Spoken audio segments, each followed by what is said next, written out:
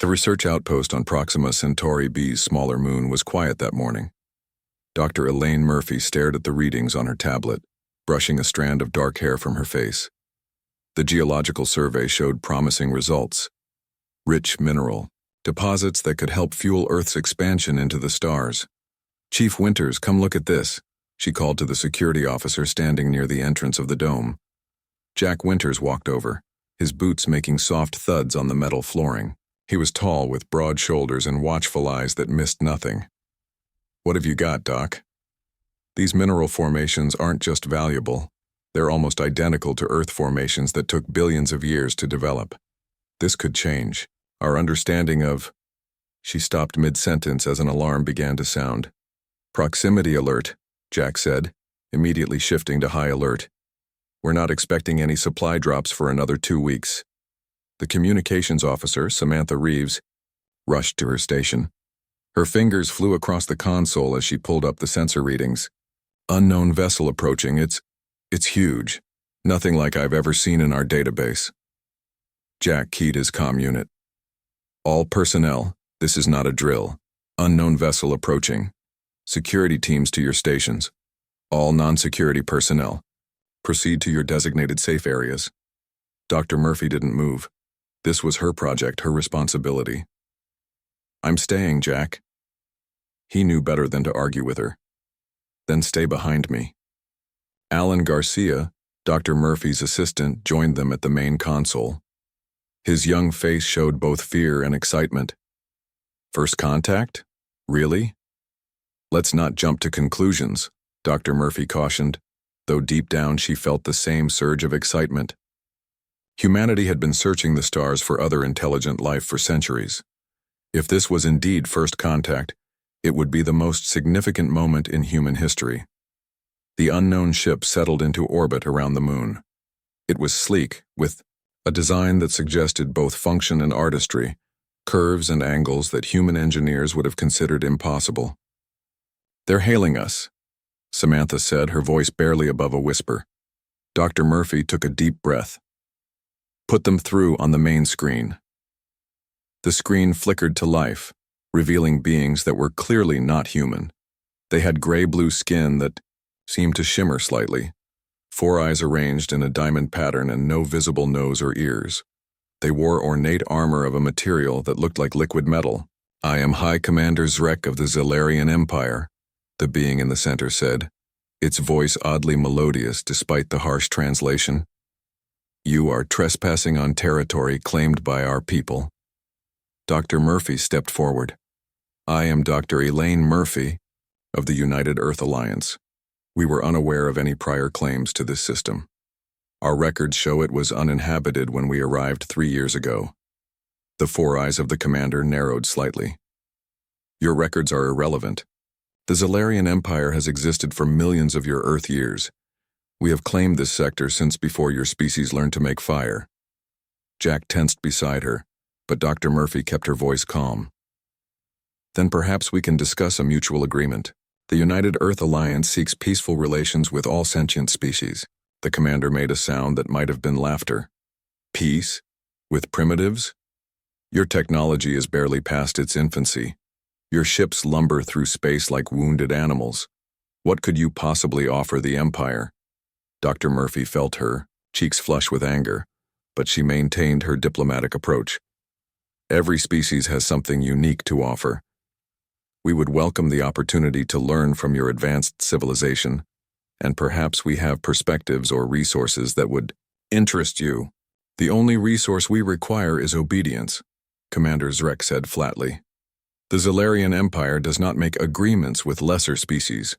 You will submit to our authority or face the consequences." Alan Garcia stepped forward suddenly. "That's not how we do things. Earth won't bow to threats." Dr. Murphy tried to pull him back, but it was too late. Alan had made direct eye contact with Commander Zrek, something they would later learn was a grave insult in Zellarian culture, an act reserved only for equals. The commander's face contorted with rage. "You dare to look upon me as an equal? This insult cannot stand."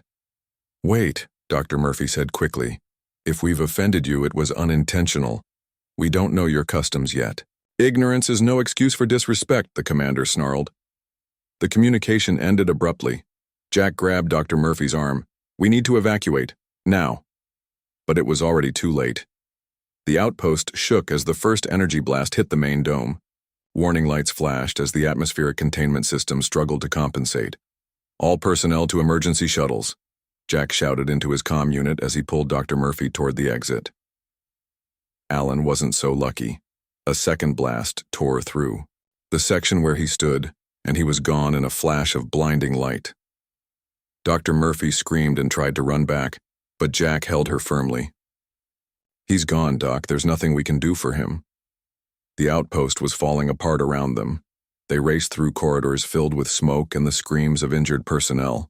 Samantha Reeves joined them, clutching a portable communications array. The main comms are down, she panted. I managed to grab this before my station was hit. They reached the emergency bay just as another blast rocked the outpost. Only one shuttle remained intact. Jack shoved both women inside and jumped in after them, sealing the door. How many others made it out? Dr. Murphy asked, her voice hollow as Jack initiated the launch sequence. I saw 2 other shuttles launch before us, he replied grimly. Out of 53 personnel. The shuttle shot away from the disintegrating outpost, and Samantha immediately began working on the communications array. We need to warn Earth. They need to know what happened here. Dr. Murphy stared back at the outpost as it crumbled under the Zalarian attack. Research equipment, years of work, and worst of all, dozens of good people. All gone in minutes because of a misunderstanding and alien arrogance. What do we do now? Samantha asked, tears streaming down her face as she worked. Jack's expression was hard as stone. We survive. We get word to Earth.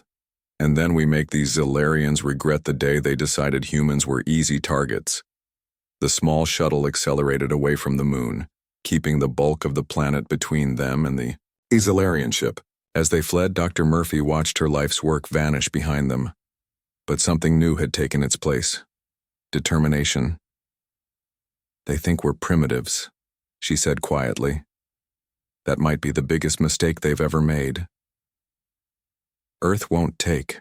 This lying down, Jack agreed, his hands steady on the controls despite the gravity of their situation. Samantha looked up from the communications array. I've got a channel to the deep space relay. It's weak, but it might reach Earth. Dr. Murphy leaned forward. This is Dr. Elaine Murphy of Proxima Centauri Research Outpost. We are under attack by an alien force identifying themselves as the Solarian Empire. Most of the outpost has been destroyed, numerous casualties. She paused, gathering her thoughts. They are technologically advanced and openly hostile. They demand submission, not negotiation. Earth needs to prepare. As the message transmitted, the 3 survivors watched the stars streak by, each lost in their own thoughts. They had just become the first humans to survive an alien attack, and unwitting heralds of a war that would change the course of human history forever. What they couldn't know was how the people of Earth would respond to this threat. The Zalarians expected fear, panic, and eventually submission. They were about to learn how wrong they were. Admiral Catherine Bennett stood at the window of her office in Earth Alliance headquarters. She stared at the bright blue planet below, her reflection showing a woman with short gray hair and eyes that had seen too much. Her uniform was crisp and perfect, just like her reputation. The door slid open and Commander Paul Dixon entered. He carried a data tablet and wore a grim expression. The distress signal has been verified, Admiral, he said. It's authentic. Catherine turned from the window. Play it again. Paul tapped the tablet and Dr. Murphy's voice filled the room. The message was broken and static-filled, but the words were clear enough. Alien attack, numerous casualties, technologically advanced hostiles demanding submission. How many survivors? Catherine asked. Only 3 confirmed. The shuttle carrying Dr. Murphy, Chief Winters, and Officer Reeves was picked up by the transport ship Dakota. They're en route to Earth now. Catherine walked to her desk and sat down. And these Zalarians? No sign of them following the shuttle. Intelligence suggests they believe they've made their point and expect us to send diplomats begging for mercy. A thin smile crossed Catherine's face. Do they have any idea what they've just done? Paul's expression darkened. No, ma'am. They just picked a fight with the wrong species. Catherine pressed a button on her desk. Activate Protocol Thunderstrike. Paul looked surprised. Ma'am, that protocol hasn't been updated in years. It was created as a worst-case scenario. And what would you call this, Commander? Aliens just attacked an Earth outpost and killed 50 of our people. I'd say that qualifies. Within hours, the news spread across Earth and its colonies. The response was not what the Zolarians would have expected. There was no panic in the streets, no mass hysteria. Instead, a cold determination settled over humanity. In his small house in Montana, Stephen Wright watched the news broadcast. He was 52, with scars on his hands and face from his years as a Marine sniper. He had been retired for 5 years. 10 minutes after the broadcast ended, he called his old commander. I want back in, he said simply. Across the ocean in Tokyo, Olivia Chen sat in her family's factory office.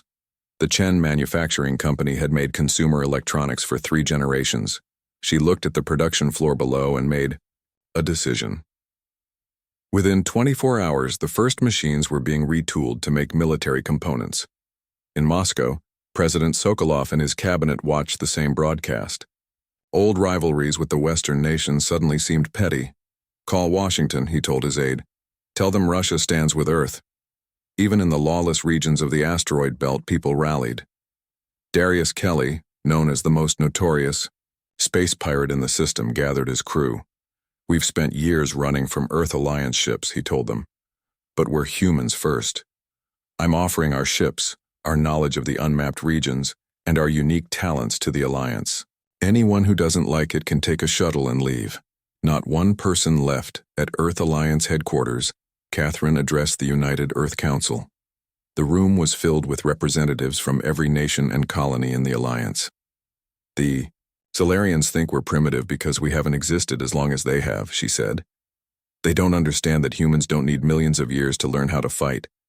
We've been perfecting the art of war against each other since we climbed down from the trees. Now we'll show them what humanity does best.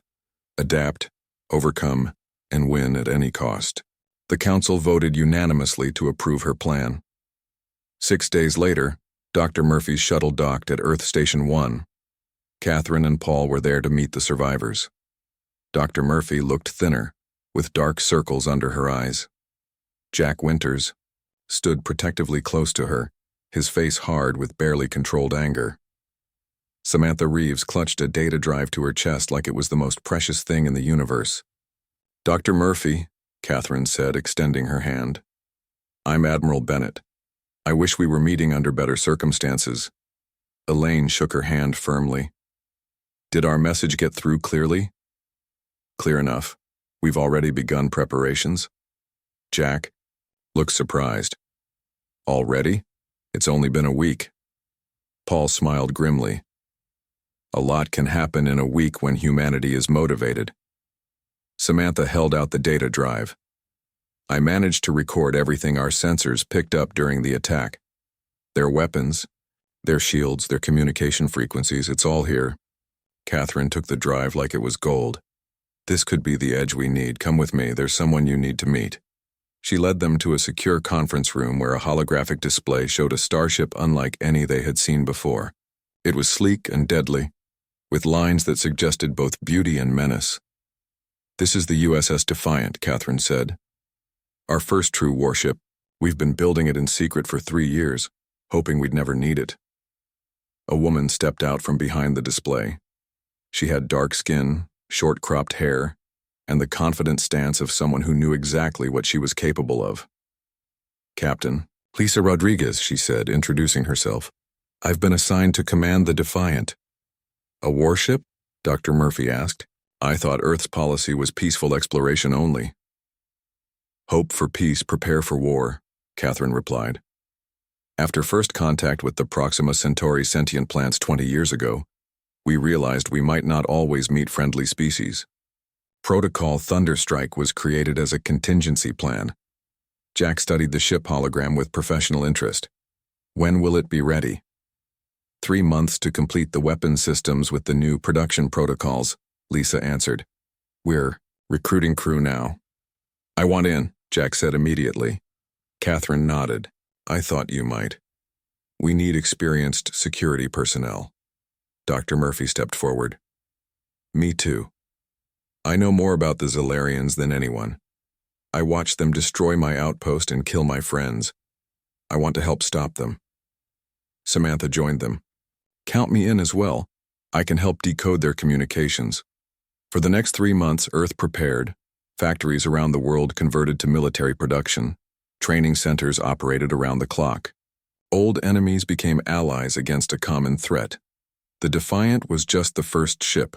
5 more followed quickly, built with new techniques and technologies that surprised even their designers. Humanity's greatest strength had always been its ability to innovate under pressure.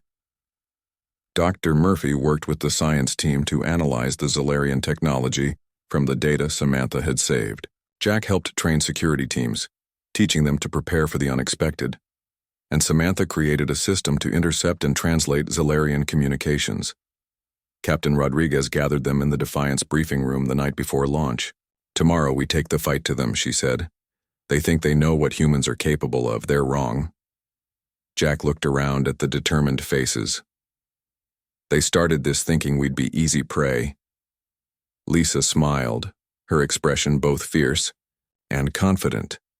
Tomorrow they learn what a good day for mayhem really looks like. 6 months after the attack on the Proxima Centauri outpost, the USS Defiant led a small battle group through the darkness of space. Captain Lisa Rodriguez sat in the command chair, her back straight and her eyes fixed on the main screen. The ship hummed with power around her, the newest and most advanced vessel humans had ever built. Status report, she said. Her first officer, Commander Adam Fletcher, checked his console. All systems running at optimal levels, Captain. The other ships are in formation and awaiting your orders. Lisa nodded. The battle group consisted of 5 ships, the Defiant, 2 smaller attack vessels called the Valor and the Liberty, and 2 support ships, the Horizon and the Endeavor. It wasn't a large force by any standard, but Earth had put its best technology and people into this mission. How long until we reach the Zolarian outpost? Lisa asked. 3 hours at current speed, replied the navigator, Lieutenant Benjamin. Lisa tapped her comm badge. Captain to Engineering. Chief Collins, how are our new systems holding up? Frank Collins answered immediately. Running smooth as silk, Captain. The adaptive shield matrices are performing even better than expected. And our special surprise? Ready when you need it. Just give the word. Lisa smiled slightly. Excellent. Captain to Tactical. Officer Matthews, report to my ready room. Greg Matthews arrived 2 minutes later. He was young but brilliant, with a mind that saw patterns others missed. You wanted to see me, Captain? Yes. Dr. Murphy has finished analyzing the data from the Proxima attack. She believes she's found a weakness in Zolarian shield technology. I want you to incorporate her findings into our attack strategy. Greg's eyes lit up. I've been working on something that might fit perfectly with that. It's unorthodox, but unorthodox is exactly what we need, Lisa interrupted. The Zolarians expect us to either surrender or try to negotiate. They won't be prepared for a direct attack, and certainly not for human creativity. 3 hours. Later, the battle group dropped out of faster-than-light travel near a small moon. Sensors immediately detected the Zolarian outpost, a sprawling base built into the moon's surface. They've spotted us, Commander Fletcher reported. They're raising shields and powering weapons. Lisa leaned forward in her chair. Open a channel. The main screen flickered to life, showing a Zolarian officer. His 4 eyes widened in surprise at the sight of humans. This is Captain Lisa Rodriguez of the Earth Alliance vessel Defiant. You attacked our research outpost at Proxima Centauri, without provocation. We are here to respond in kind. The Zolarian regained his composure quickly.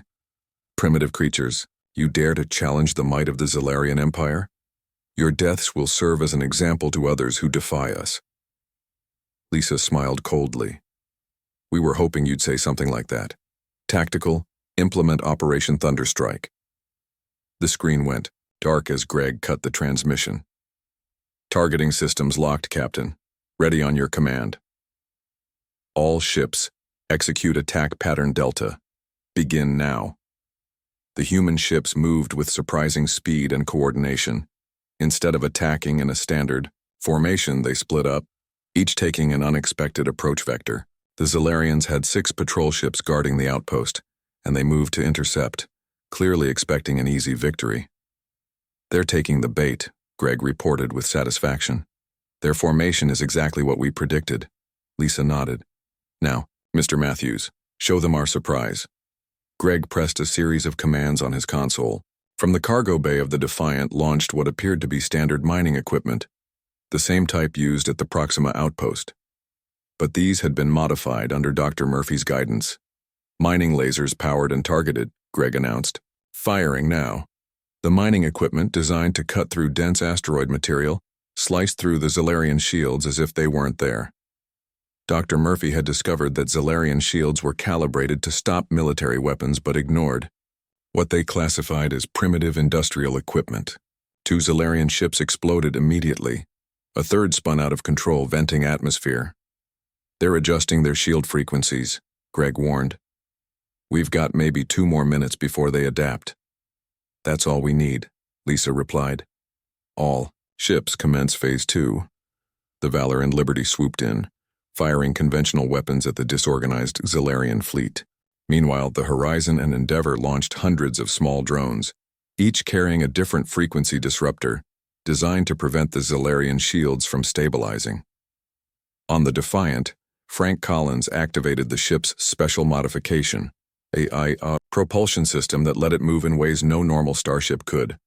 The Defiant seemed to flicker as it jumped from position to position, confusing the Zalarian targeting systems. Status of the enemy fleet?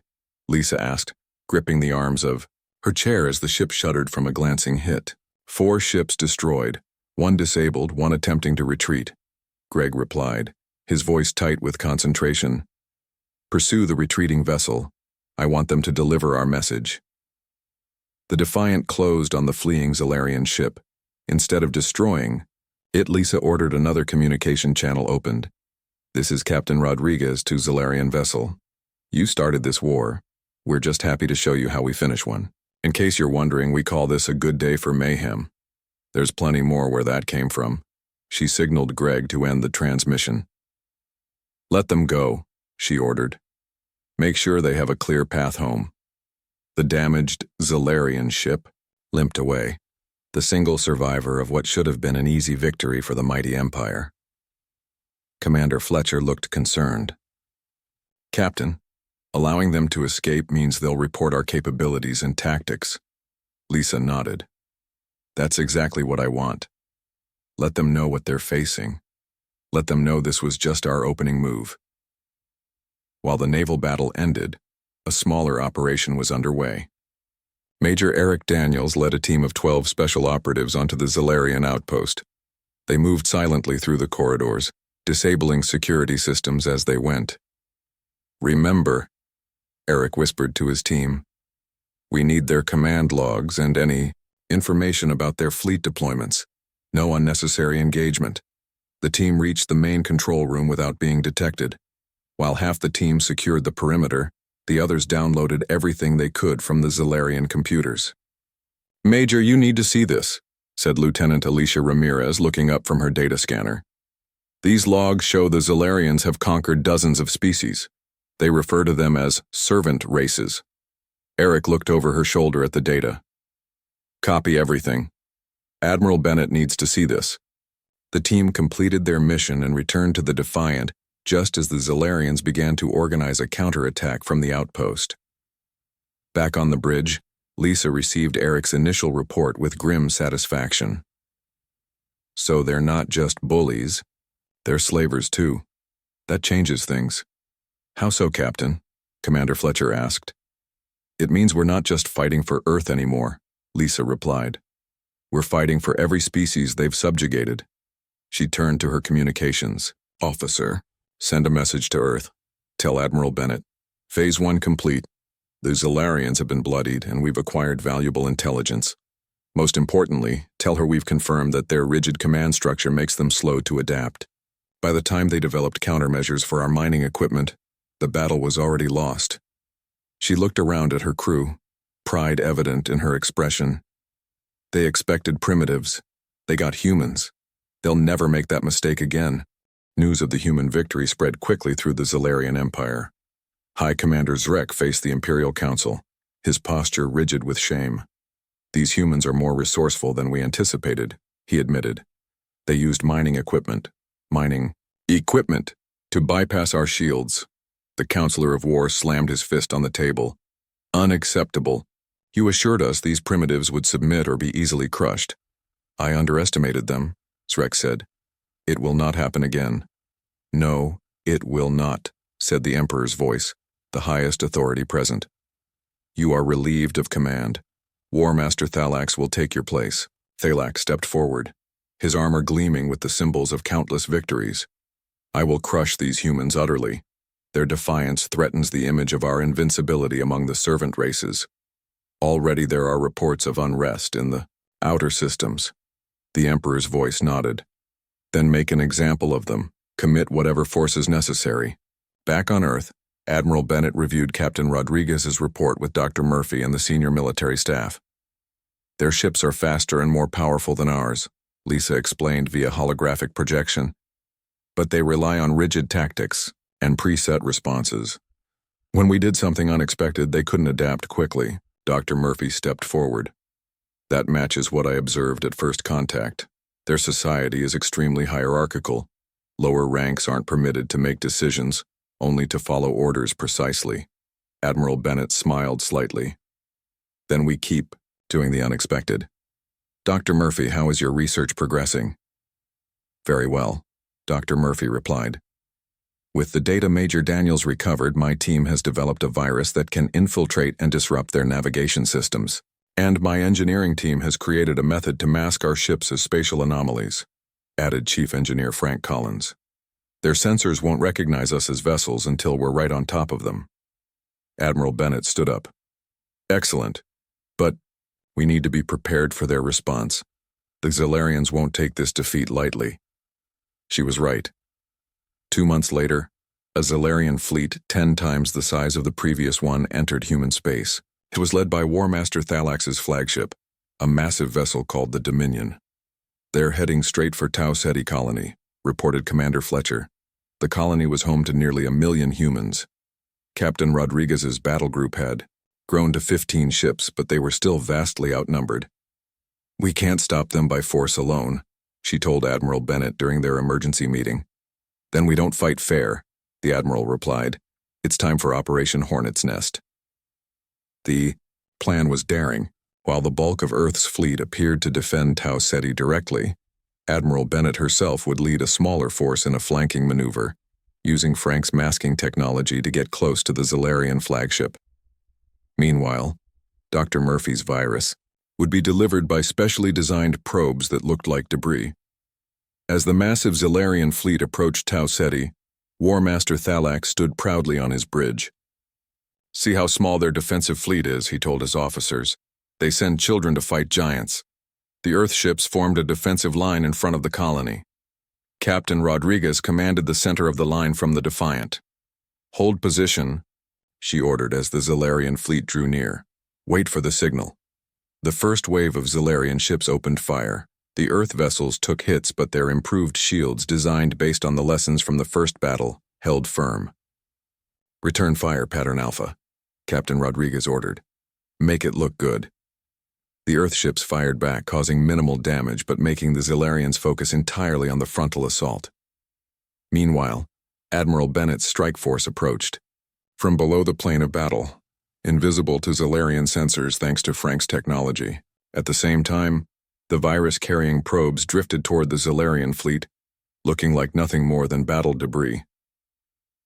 On the Dominion, War Master Thalax watched with satisfaction as his fleet pushed forward against the human defenders.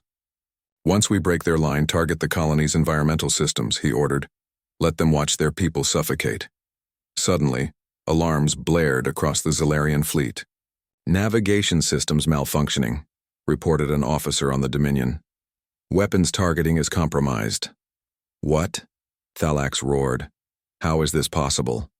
Before anyone could answer, Admiral Bennett's strike force decloaked directly behind the Dominion and opened fire. Their weapons targeted the specific weaknesses identified in the Zilarian design.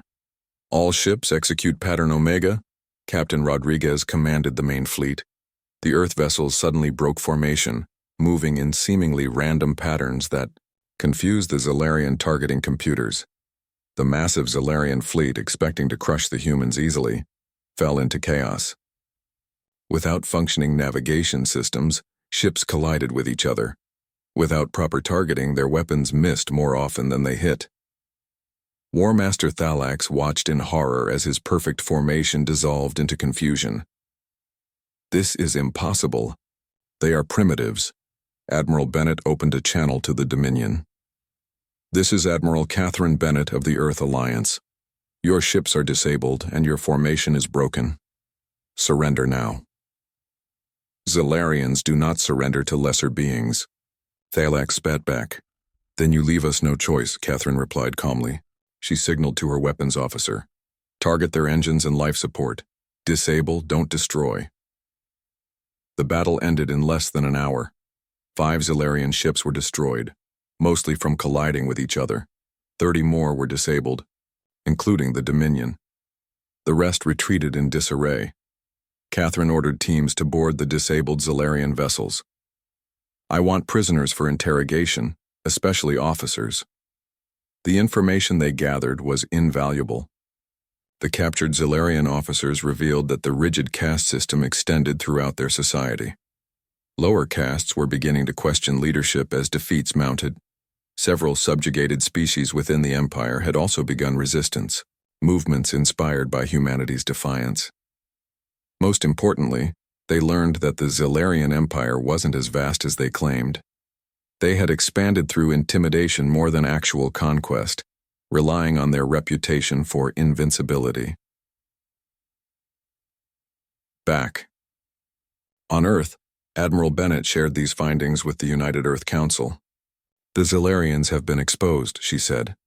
Their greatest weapon was fear, and we've taken that away from them. A council member asked, "What do we do now? Press our advantage and attack their homeworld?" Catherine shook her head. No. We're not conquerors. We defend ourselves and help others do the same. We've made contact with some of the resistance movements among the subjugated species. They've been fighting the Zilarians for generations without success, but now they have hope. She brought up a star map, showing the regions controlled by the Zilarian Empire. We don't need to defeat them everywhere. We just need to keep breaking their myth of invincibility. Every victory we achieve inspires more resistance across their territory. Dr. Murphy, who had been invited to the council meeting, spoke up. The Zilarians don't understand humans. They see our diversity as weakness, not strength. They can't comprehend how we function without their rigid hierarchy. Exactly, Admiral Bennett agreed. And that's why we'll win. Not because our ships are better or our weapons stronger, but because we adapt. We innovate. We work together not out of fear, but out of choice. She looked around at the council members. The Zilarians started this war thinking they were teaching primitives a lesson. Instead, they're learning one themselves. On the Zilarian homeworld, the news of War Master Thalax's defeat spread like wildfire. The Emperor himself called an emergency meeting of the High Council, something that had not happened in over 100 years. War Master Thalax has failed, the Emperor said, his voice echoing in the vast chamber. He will be executed for his incompetence. The councillors murmured their approval. Failure was not tolerated in the Empire. These humans have proven more troublesome than expected, the Emperor continued. But they are still primitives compared to our civilization. We will crush them with overwhelming force. An older councillor named Viridian rose slowly to his feet. Perhaps most exalted one, there is another way. The humans have shown remarkable adaptability. Each time we attack, they learn and become stronger. Meanwhile, reports of unrest among the servant races grow daily. The Emperor's eyes narrowed. Are you suggesting we negotiate with these upstarts? I suggest we reassess our approach. Viridian replied carefully. A temporary ceasefire would allow us to strengthen our position while giving the appearance of diplomacy. After much debate, the Council agreed to send an envoy to negotiate with the humans. They chose Viridian himself for the task, believing his age and experience would help him outmaneuver the primitive humans. On Earth, Admiral Bennett received the news of the Zalarian peace envoy with cautious optimism. They're asking for a ceasefire and negotiations, she told the United Earth Council. But our intelligence suggests they're just playing for time. They've suffered 2 major defeats and need to regroup. Should we refuse then? Asked a council member. No, Catherine replied. We'll meet them at the negotiating table, but from a position of strength. She turned to her aide. Contact Ambassador Nicole Vasquez. Tell her she'll be leading our diplomatic team. Nicole Vasquez was Earth's most skilled diplomat. She had negotiated treaties with the sentient plants of Proxima Centauri and the methane breathers of Epsilon Eridani. She understood alien psychology better than anyone. Admiral Bennett and Captain Rodriguez would serve as her military advisors. The negotiations were set to take place on a neutral space station called Harmony, built by Earth specifically for diplomatic meetings. It orbited an uninhabited planet midway between Earth and Zalarian space. Counselor Viridian arrived with a team of Zalarian diplomats. They expected to find humans eager for peace at any price. Instead, they found Nicole Vasquez, calm and confident with terms of her own. The United Earth Alliance proposes the following terms, Nicole began. First, the Zalarian Empire will formally recognize human sovereignty over all current human-occupied systems. Second, a demilitarized zone will be established between our territories. Viridian nodded. These terms were expected and acceptable as a starting point. The ceasefire would give them time to build more ships and develop countermeasures against human tactics. Then Nicole continued. Third, the Empire will grant independence to all subjugated species within its borders. The Zalarian diplomats erupted in anger. Viridian raised his hand for silence. Ambassador Vasquez, that demand is completely unacceptable. The servant races are part of the Empire. Their status is not open for negotiation. Nicole smiled slightly. We thought you might say that, Admiral, if you would explain our position. Catherine stepped forward. While we've been talking, human ships have positioned themselves near key Zalarian worlds. We've also made contact with resistance movements throughout your empire. They're waiting for a signal from us to launch coordinated uprisings. She activated a holographic display showing the positions of Earth vessels deep in Zalarian space. That's impossible, one of the Zalarian diplomats protested. Our defense networks would have detected your ships. Captain Rodriguez spoke up. The same way you detected Admiral Bennett's strike force at Tau Ceti, or the virus that disabled your navigation systems. Your technology is impressive, but your thinking is rigid and predictable. Viridian looked shaken. You're bluffing. Even if you have some ships in our territory, the Empire has stood for millions of years. It cannot be brought down so easily. We don't need to bring it down, Nicole said calmly. The subjugated species will do that themselves, with our help. They've waited generations for this opportunity. She slid a data tablet across the table. These are our terms. You have 24 hours to consider them. The Zalarian diplomats conferred in private, sending urgent messages back to their homeworld. The Emperor was furious but also worried.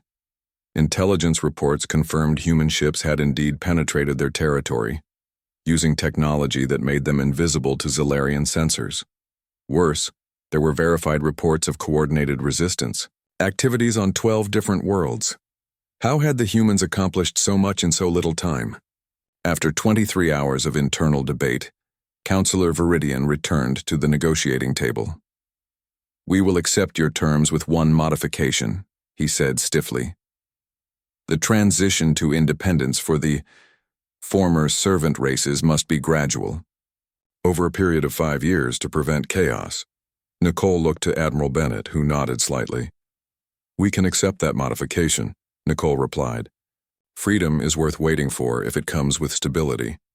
1 month later, representatives from Earth, the Zalarian Empire, and 12 newly liberated species gathered on Harmony Station for the signing of the Treaty of Sol.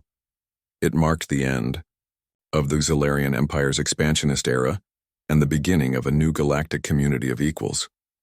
Dr. Murphy, now heading the newly established Center for Interspecies Understanding, watched the ceremony with Jack Winters at her side.